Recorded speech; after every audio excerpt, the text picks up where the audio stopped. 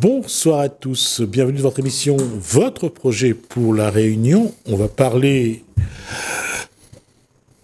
j'allais dire éruption, pas cutanée, mais on va parler du volcan entre autres. C'est juste pour dire quelque chose.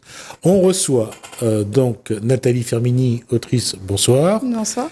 Et Alain Bertil, passionné de volcans, pas d'éruption cutanée, il ne faut pas confondre. Bonsoir Monsieur Bertil. Bonsoir. Alors, Nathalie Fermini, vous avez souhaité que M. Bertil soit là. Vous avez envie de lui demander quoi?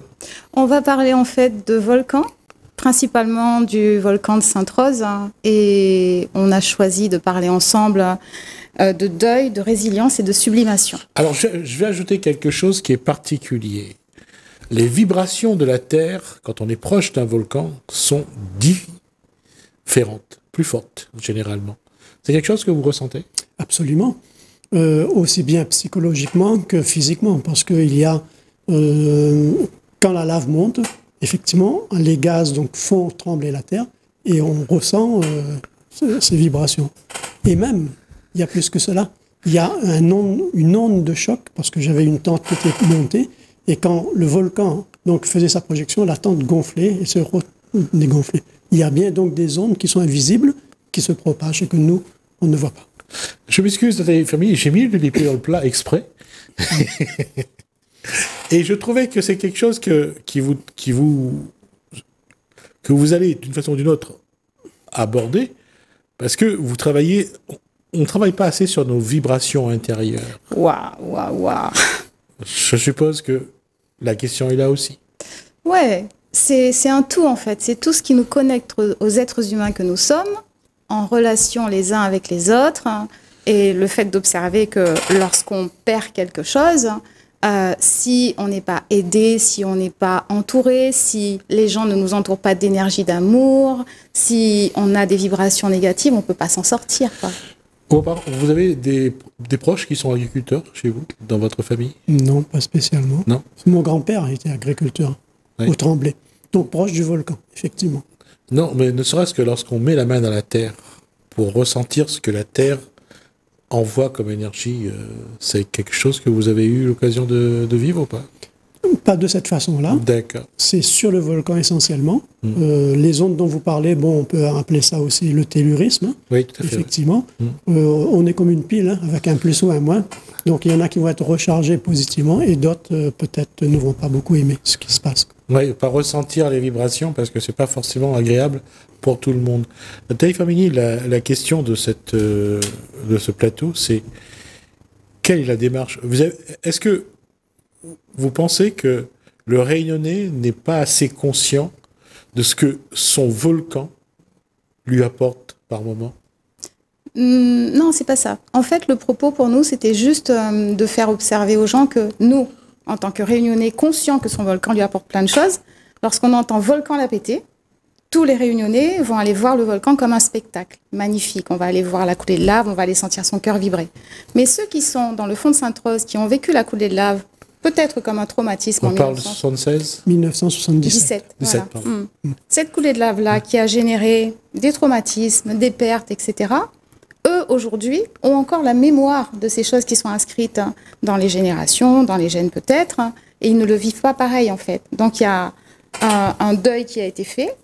Il y a la résilience qui a avancé, parce qu'aujourd'hui, on est en 2024, ils en ont fait des choses prodigieuses, les enfants, les petits-enfants, etc. Et je te laisse la parole, Alain, du coup. Alors, quand on parle de... Vous aviez quel âge en 1977?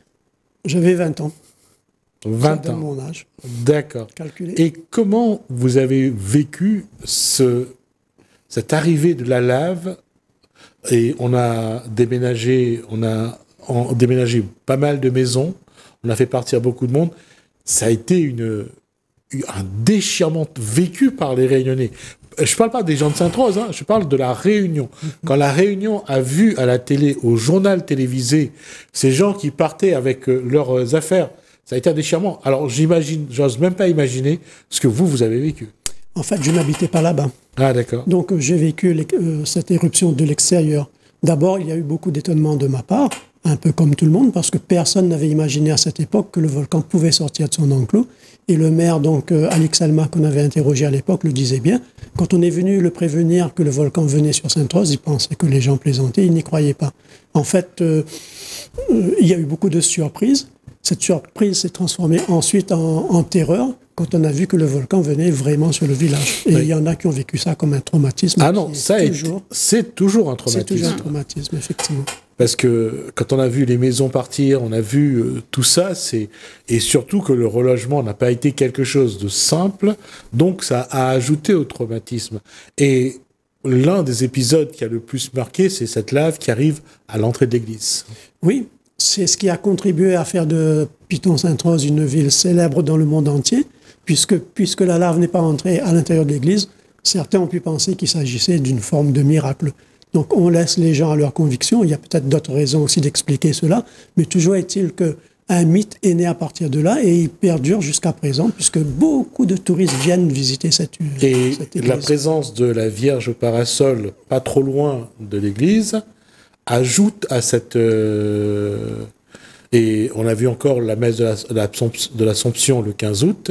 10 000 personnes sur l'endroit. Il y a quelque chose de particulier, je veux dire, de presque perceptible quand on arrive dans ce genre d'endroit. Oui, on va dire que c'est la ferveur collective qui crée donc une forme d'émotion très forte. Mais à propos de cette Vierge, donc on peut dire qu'elle a subi quand même les affres du volcan puisqu'elle a été déplacée en plusieurs fois. Moi-même, je l'ai vue donc être déboulonnée en 2001 parce qu'il y avait une éruption qui arrivait dessus. On l'a déplacée. Elle se trouve à Sainte-Rose maintenant, mais ce n'est pas parce qu'on a peur du volcan, c'est parce qu'il y a des gens qui sont venus donc faire du vandalisme sur cette statue. Mais on imagine donc la remettre en place malgré tout d'ici peu, là où elle était. Nathalie Fermini ? Oui, tout à l'heure, on parlait de traumatisme par rapport à la coulée de lave. Et je disais, notre propos aujourd'hui, c'était d'essayer de parler de ce volcan avec ce que les gens, ce que vous venez de dire, ont vécu, mais aussi ce qu'ils en ont fait comme force, en fait. Et c'est ça qui est important. Parler du fait, ok, mais qu'est-ce qu'ils en ont fait de ce fait-là ? De la résilience, il y en a eu à partir de ce moment-là ? Oui, mais il a fallu beaucoup de temps pour ça. Parce que les gens qui ont subi ce traumatisme sont partis. Certains ne sont pas revenus pendant plus de 20 ans. Et maintenant, ils reviennent parce qu'ils voient on cherche à présenter ce volcan autrement. Ce qui était un malheur, on est en train de le transformer en force économique et touristique. Et à travers les films qu'on fait, par exemple, ils voient le volcan autrement parce qu'on ne leur montre plus. Les films qu'on fait actuellement, on ne leur montre pas donc le volcan en train de détruire les maisons. On montre ce volcan, comment, depuis, il a transformé la terre, comment les plantes sont revenues, comment les animaux sont revenus. Donc, on a présenté un film récemment qui montre tout ça, et les gens ont été émerveillés de voir que le volcan n'est pas seulement destructeur. Et j'ai envie de dire que ça, c'est une allégorie de ce qui se passe en nous-mêmes, puisque nous aussi, nous devons reconstruire ce qui a été détruit en nous et montrer qu'on peut faire refleurir notre... Il n'y a pas seulement une allégorie, il y a beaucoup plus que ça. Il faut d'abord savoir que l'île a émergé de l'océan grâce au volcan, grâce au Piton des Neiges, qui a permis de construire la base de l'île. Le Piton des Neiges a vraiment été, il y a 3 millions d'années, a permis à la Réunion d'émerger de l'océan. Après, le Piton de la Fournaise a pris le relais. Donc, le volcan, qu'on le veuille ou pas, je ne dis pas que les gens ont tort ou pas tort de vivre un traumatisme. Quand il y a ce genre d'événement, le traumatisme est naturel. Il n'y a pas de problème. Mais c'est vrai que le volcan construit la Réunion. On a gagné 10 hectares sur l'océan grâce au volcan, grâce à la lave. Donc, le volcan détruit, mais construit également. Oui. C'est tout à fait ce que dit une personne qui a subi ce traumatisme, puisqu'elle a fui cette ville pendant longtemps. Elle est revenue récemment et elle a écrit une sorte de petit conte dans lequel elle parle de ce volcan maintenant de manière positive. Si vous voulez, je peux vous lire juste un petit passage. Je vous écoute, allez-y. Et donc, c'est Alice au pays des laves, donc, qui a subi ce traumatisme. Et elle a imaginé un conte justement où elle voit autrement ce volcan. Et à cette page, à un moment donné, elle dit... C'est le Payanque qui lui a montré le volcan. Et le Payanque lui répond, « On a raison. Où a ce volcan-là?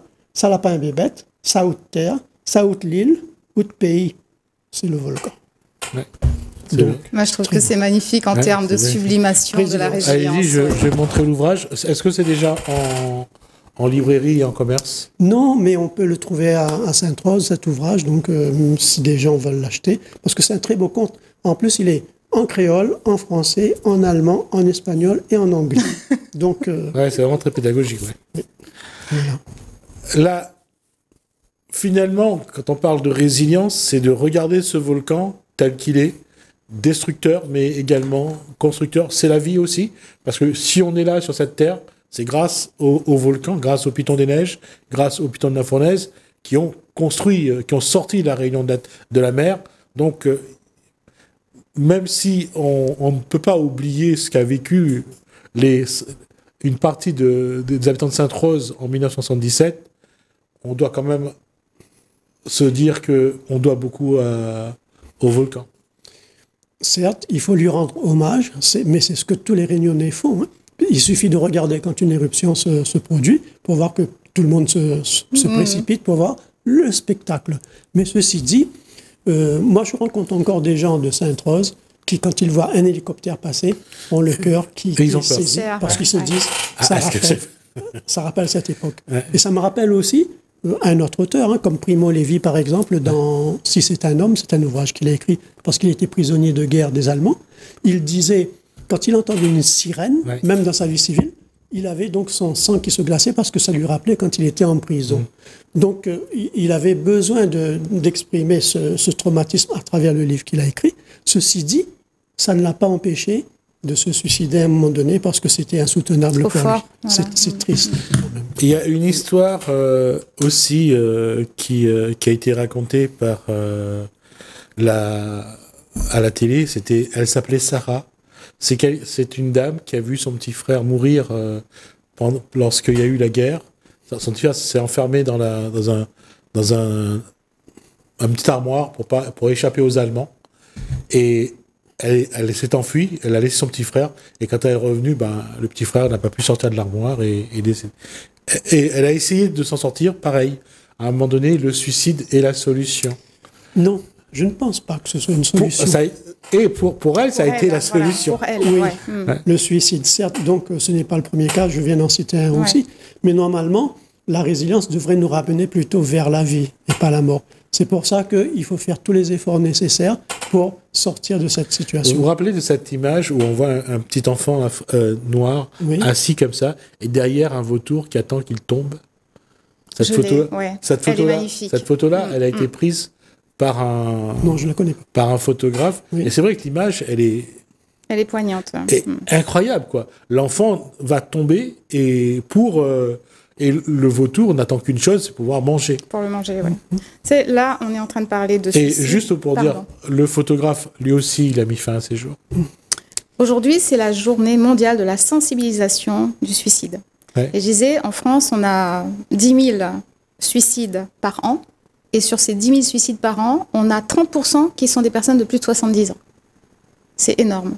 Et ce que je disais, c'est que les campagnes de sensibilisation autour du suicide, c'est, comme vient de le dire Alain, c'est la résilience, c'est ramener en fait notre souffrance vers la lumière, vers la vie. Mais ça, parfois, on peut le faire, parfois, on ne peut pas. Ça dépend des gens, parce qu'on est tous singuliers, on est tous individuels. Et lorsque nous, proches, on vit quelqu'un qui vient de se suicider, on le vit comme c'est une catastrophe. Voilà. On se dit peut-être qu'on est coupable et responsable. Est-ce qu'on a quelque chose qu'on n'a pas vu? Comment on aurait pu l'accompagner? C'est pas possible qu'il ait fait ça. Est-ce qu'on l'a pas suffisamment aimé? Est-ce qu'il nous voilà? Il y a tout un monde qui s'effondre. Hein, et ça fait partie aussi des deuils. Hein, et comment est-ce que nous, comme tu disais tout à l'heure, on repart vers ce qu'on voit vers la vie, mais la vie connectée à la terre en fait. C'est-à-dire que le volcan, une fois qu'il a coulé, une fois qu'il a tout cassé, ça se reconstruit. La vie, elle repousse, voilà. Mais tous les êtres humains ne sont pas capables de faire ça, quoi. Donc, on est venu parler du volcan, mais je vois qu'on en arrive au suicide. Oui. Alors que vous avez dit que le volcan de la Réunion est une force de construction. Il a construit entièrement cette île. Donc, ça veut dire que pour les gens qui n'ont pas réussi à surmonter cela, il manque quelque chose quelque part. Il manque une procédure pour les amener justement à nouveau vers la vie. Et moi, je crois beaucoup au pouvoir de la parole et surtout aussi à celui de l'écriture, de la littérature. Ouais, je pense par exemple à Victor Hugo, Sa fille est bien morte. Oui, donc, voilà. Léopoldine. Demain des lobes, etc. Ouais, tout le monde tout à connaît fait. ça. Des contemplations. Voilà. Et donc, on voit bien que bon, il a réinvesti dans la littérature une souffrance pour lui qui était très forte. Et je crois qu'il l'a fait à un moment donné, et la nuit. On dit toujours et la lumière fut. Il y a une phrase en latin Fiat qui dit ça. lux. Voilà. Et lui, il a mis et la nuit fut. Il a fait la paraphrase. Voilà. Mais heureusement qu'il avait la littérature. Oui. Et ce que j'ai envie de dire encore, au sujet des auteurs qui écrivent à La Réunion, c'est que tout le monde n'a pas la force de Victor Hugo pour pouvoir produire une œuvre. Mais j'ai récemment rencontré une autrice, hein, elle s'appelle Kevin Baraka. Ouais. Et donc, dans cet ouvrage qui s'appelle À fleur d'âme, Ouais. elle s'est fait porte-parole de toutes les personnes à La Réunion qui sont en souffrance et qui ne peuvent pas écrire.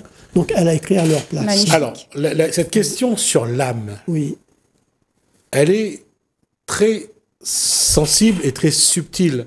Parce que définir l'âme d'abord, c'est pas évident. Mais penser qu'on peut intervenir sur l'âme pour changer l'individu, c'est une équation qui est appelée à être résolue à un moment ou à un autre. Il faut le résoudre parce que ça permet justement, comme a dit M. Bertil, d'aller vers la vie. Parce que l'âme, pour beaucoup, c'est l'âme qui décide de la vie et de la mort. Je pense que c'est ça. oui, c'est ça. Donc, il y a un très beau texte, notamment, où elle fait parler quelqu'un. Cette personne dit « Je suis atteinte d'un cancer, donc je ne le dirai pas. Je garderai ça pour moi. » Elle ne le dira pas, mais elle l'écrit. Et donc, comme quoi, l'écriture a un pouvoir donc très fort pour amener les gens vers la résilience. On en revient à cette posture, c'est-à-dire qu'à un moment donné, au moment où on arrive à exprimer, à faire sortir de soi quelque chose, ça permet d'alléger un peu le corps et l'âme aussi, Oui. et de pouvoir le partager avec quelqu'un. Et là, le texte permet de partager avec quelqu'un sans le dire. Oui. C'est là que je trouve que quand je t'entends dire il manque quelque chose en parlant des gens de Sainte-Rose qui ont vécu le traumatisme, c'est de leur permettre collectivement de faire peut-être une commémoration. Quelque chose qui, vous savez, qui fédère. J'allais dire faire le deuil, en fait. Oui. C'est ça. Oui. Oui, en fait, pour moi, le deuil ne se fait pas, en fait. Pour moi, le deuil, on travaille dessus, mais à partir du moment où on lui a donné toute sa place, on a donné toute la place à la perte, on a montré que la chose a été perdue, on peut laisser aux gens, en fait, leur pouvoir de traverser leur deuil. Ouais. Parce que, enfin, pour moi, quand on dit le deuil se fait, je me dis, j'ai perdu un être cher, je vais jamais l'oublier, quoi. Donc, je pense qu'il manque parfois les pans de commémoration collective ou individuelle. Voilà, les rituels, les choses qu'on a un peu oubliées. Et c'est là, lorsqu'on parle du volcan, je veux dire, quand on va voir le volcan, comment on rend hommage, on honore le volcan. Mais chacun le fait à sa façon, dans un petit geste, soit en déposant une petite fleur, soit en déposant un objet qui leur est cher. Mais commémorer, ça vient de soi. Oui. Mais comment rendre hommage à ce volcan, quelque part? Alors, j'ai déjà vu des personnes donc, devant une éruption étendre les bras et dire « Merci volcan pour tout ce que tu nous apportes ». Mais aussi, j'ai rencontré des personnes qui m'ont demandé de les accompagner sur le volcan pour pouvoir accomplir leur rituel. Et donc, je l'ai fait, notamment une dame dont le nom de ses parents est inscrit dans les cratères. Je l'ai conduite jusqu'à ces cratères et elle a déposé une sorte de codex avec un message que je n'ai pas lu, bien sûr, mais qui montre que à travers ce volcan, on cherche surtout à se libérer de quelque chose. la mémoire. Le volcan, en quelque sorte, est aussi une sorte d'outil pour aller vers la rédemption, si on peut dire. Et c'est là où c'est fort, parce que il n'y a pas de magie, il n'y a pas de sorcellerie. C'est juste la connexion que nous avons avec tel ou tel élément de notre environnement. Exactement. Ouais. Et quand on se rend compte qu'on est connecté à tous les éléments, que ce soit le vent, la terre, le feu, l'air. Tout à l'heure, vous parliez de s'ancrer dans la terre. Il y a une étude qui vient d'être faite qui dit que on observe que les êtres humains ont des cancers. Est-ce qu'on observe dans la nature, je parle bien de la nature, des animaux qui ont des cancers? Non. Et l'étude qui est faite, c'est que ces animaux, ils marchent pieds nus. Ouais. Ils s'ancrent dans la terre.